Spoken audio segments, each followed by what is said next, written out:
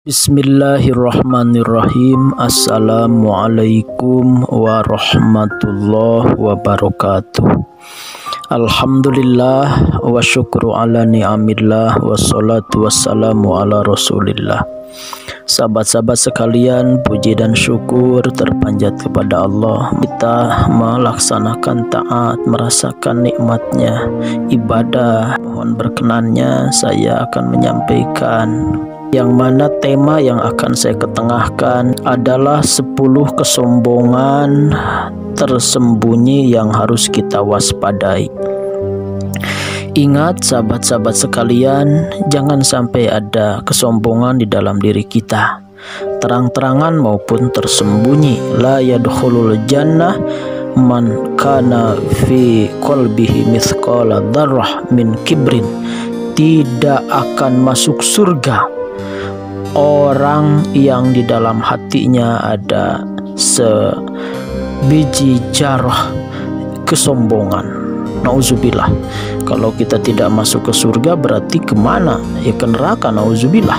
Maka kita harus mengamalkan materi ini ya, dan mendengarkan secara seksama supaya kita tidak terjebak kepada kesombongan tersembunyi yang harus kita waspadai. Mana aja 10 kesombongan tersembunyi yang harus kita waspadai? Yang pertama, berdoa untuk dirinya melupakan orang tua dan guru-gurunya.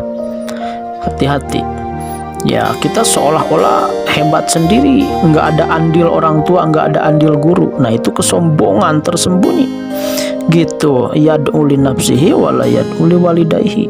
Dia berdoa gitu untuk dirinya tapi tidak berdoa untuk orang tuanya, untuk guru-gurunya gitu. Maka kita harus mendoakan orang tua kita yang bisa kita seperti ini, ada keringat, air mata, bahkan darah orang tua kita.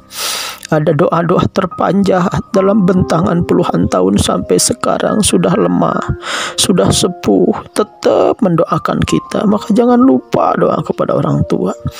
Jangan lupa guru-guru kita yang ngajar dulu alif jabar a, ba jabar ba, ta jabar ta, sa jabar sa, ba ta sa.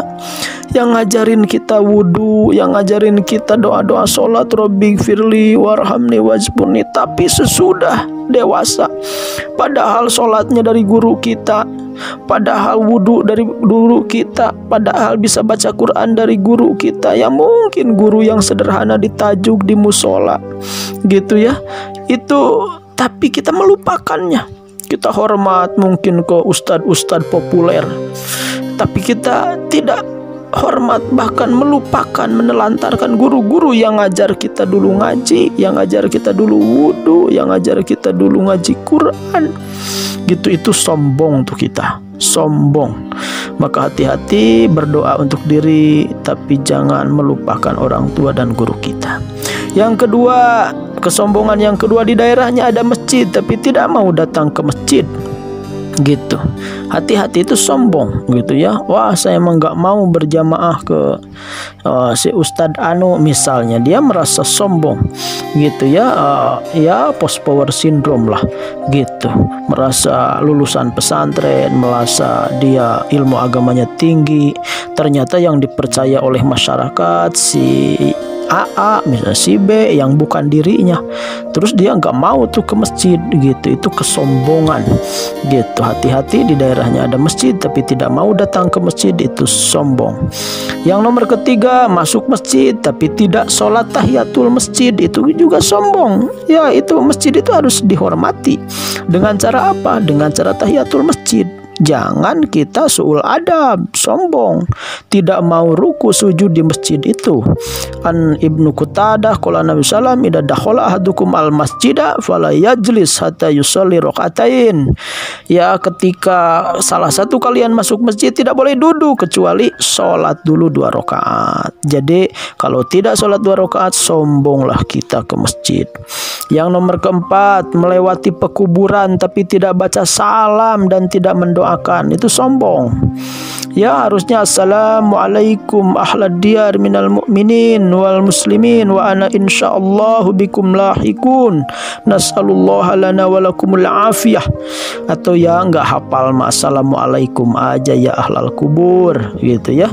Jadi lewat pekuburan tidak baca salam kepada ahli kubur, itu sombong kita. Jadi sombong itu bukan hanya ke orang hidup, ke orang yang sudah mati juga Nabi ada tata keramanya, yaitu dengan baca salam. Ya, kita juga kalau melewati pekuburan baca salam. Ya, Ustaz, takutnya ada yang menjawab waalaikumsalam gitu dari kuburan. Ya enggak lah, itu mah dongeng, itu mah film cerita gitu, tahayul, nggak mungkin. Ya, kalaupun membaca salam itu di alam lain nggak mungkin terdengar oleh kita. Yang nomor kelima, kesombongan tersembunyi yang harus kita waspadai adalah mempunyai Al-Quran tapi tidak mau membacanya. Ya, waqala Rasul ya Rabbi inna qaumi ittakhadhu hadzal Qur'an mahjura gitu, itu di surah Al-Furqan 30 gitu. Jadi wahai Tuhanku, ada orang-orang yang ya menyikapi Quran itu dengan ya melalaikannya, dengan menelantarkannya gitu. Jadi kufur ke Al-Quran itu ada 4 tingkat. Nolak Al-Quran itu kufur, nolak ajarannya kufur, nggak mau membacanya kufur, nggak mau mengamalkannya kufur gitu. Hati-hati, sombong kita ke Al-Quran, ada Al-Quran tapi tidak mau membacanya. Yang nomor ke-6, diundang teman tapi tidak mau hadir gitu. Itu nggak boleh, kan hak muslim kepada muslim lainnya itu ya kan ada 6, baca salam, datang kalau diundang, minta nasihat berikan nasihat, bersin berdoa, sakit jenguk, meninggal ya harus ikut mengantarkan, mengurus gitu. Jadi sekali lagi, kalau diundang teman datang, kalau tidak datang padahal tidak ada alasan, itu sombong gitu. Selanjutnya yang ke-7, bermukim di suatu tempat tapi tidak mau kena dengan penduduk tempat itu.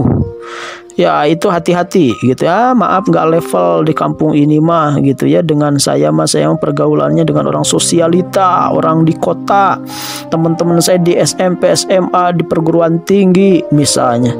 Maaf, dengan orang-orang sekitar nggak level, itu sombong gitu. Hati-hati gitu. Selanjutnya, ada orang berilmu di sekitar kita tapi tidak mau memanfaatkan ilmunya, artinya tidak mau datang ke majelisnya padahal beliau membuka majelis taklim.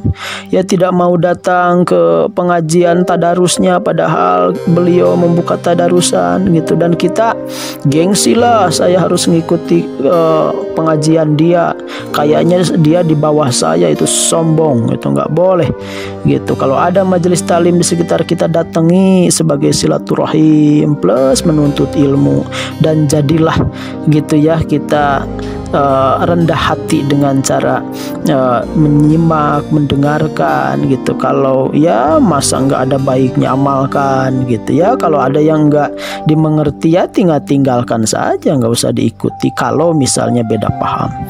Yang ke-9, bertambah ilmu agamanya tapi tidak bertambah, tapi malah bertambah menyalahkan orang, itu orang sombong.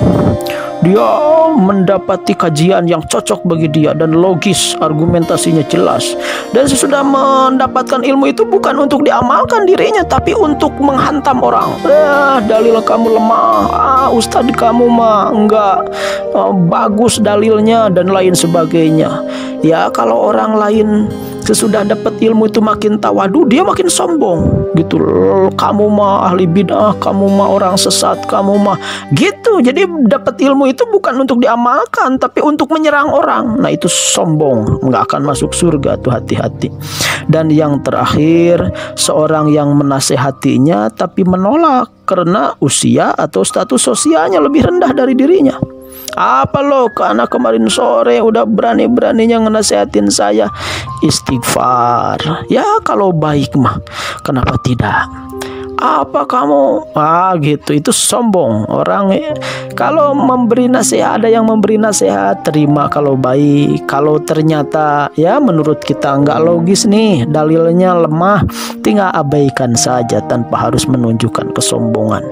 Jadi kesombongan yang terakhir, seorang menasehatinya tapi menolak karena usia, status sosialnya lebih rendah dari diri kita. Usianya mungkin lebih muda atau status sosialnya di bawah kita, itu sombong kita. Jadi hindari 10 kesombongan tersembunyi tadi supaya kita bisa masuk surga dan dijauhkan dari neraka. Ya Allah, ya Rahman, ya Rahim. Inni jahilun, kami itu bodoh. Maka ya Allah, pintarkanlah, beri ilmu kami ya Allah. Allahumma inni dhaifun, kami itu ya Allah lemah, maka kuatkanlah kami ya Allah untuk menghadapi segala hal dalam hidup ini. Ya Allah, ya Rahman, ya Rahim, sesungguhnya kami ini ahli maksiat ya Allah, ahlul ma'asi. Maka ya Allah, tolong kami, bimbing kami, beri hidayah kami ya Allah untuk hijrah, untuk taubat, untuk menjadi orang yang taat ya Allah. Ya Allah, ya Rahman, ya Rahim, jauhi kesombongan dari diri kami ya Allah. Bukanlah iblis dan setan terlaknat karena kesombongannya ya Allah kepada Adam yang dianggap lebih rendah dari dirinya. Maka hindarkan kami dari sifat iblis dan setan itu ya Allah. Jadikan kami orang yang tawadu, yang menyikapi setiap orang itu dengan lemah lembut, dengan kehormatan, dengan khidmat. Jauhkan kami dari merasa lebih dari siapapun dalam hal apapun. Amin, amin. Terima kasih sahabat sekalian. Akhirul kalam. Assalamualaikum warahmatullahi wabarakatuh.